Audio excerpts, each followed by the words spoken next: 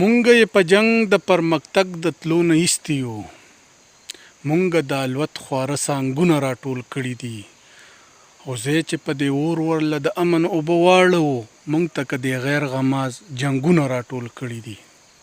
او مونږ د بم چاودنو یرولی یو. اوس د بنګړو شړنګ سره مې زړه وځي.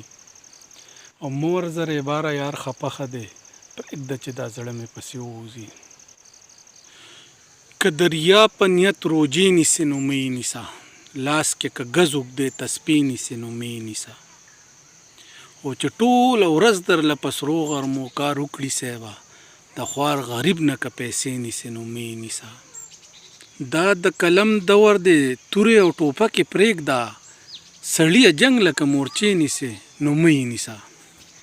که د پښتون هېواد ژوندی ووت بیا نه به راځي، اغیار ته بیا که ته کوسې نیسې نو مې نیسه. چې ورته ستا په یارۍ ځان روز مینه بد ښکارېږي، که ته د داسې خلکو خپې نیسې نو مې نیسه. که دریا په نیت روجې نیسې نو مې نیسه، لاس کې که ګز اوږدی تسپې نیسې نو مې نیسه.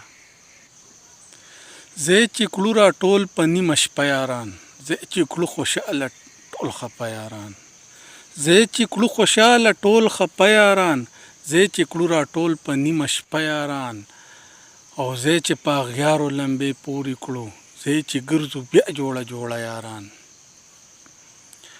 او ویشه خوشحالۍ د ژوند په نورو ته، اوښکو اوښکو ژوند له دې ساته یاران. او تش جیب هم قسم دی ځان بادشاه ګڼم، وي چې مې په څنګ کې را سره یاران. او فخر به پې ولې زه روزمین نه کړم، خدای په تول را کړي دي پوره یاران. زه چې کړو راټول په نیمه شپه یاران، زه چې کړو خوشحاله ټول خفه یاران. نور د چا یو خس انتظار نه کوم، لاړمه نور بس انتظار نه کوم. او یوه واده هم په رښتیا نه شوله، هسې یې بس انتظار نه کوم. اغیار که بیا د جنګ قدم زمونږ په لور واخلي، او قسم دی مونږ نه به دا ټوله دنیا اور واخلي. اغیار که بیا د جنګ قدم زمونږ په لور واخلي، قسم دی مونږ نه به دا ټوله دنیا اور واخلي. او دا ټول د ډب خلک دی، دوی شرافت نه پیژني، که ډب دی ورکړه نو خبره به دی زور واخلي. اوس چاته نه کوم د درد د پرخرونو کیسې، اوس مې د زړه زخم د خپل درد د ټکور واخلي. مونږ په اوښکو کروندې وکړو چې وشي ګلان، د وخت جابر مې تنکو ګلو پسې لور واخلي. او د ورځې شل مړي کوه څوک درته هیڅ نه وایي، هغه کافر کړي چې څوک نوم د ټنګ ټکور واخلي. او چې مړي کړي روز مینه مړ شي پرې خفه نه یمه، خو خفه په روغه شم سوره کې ترېنه خور واخلي.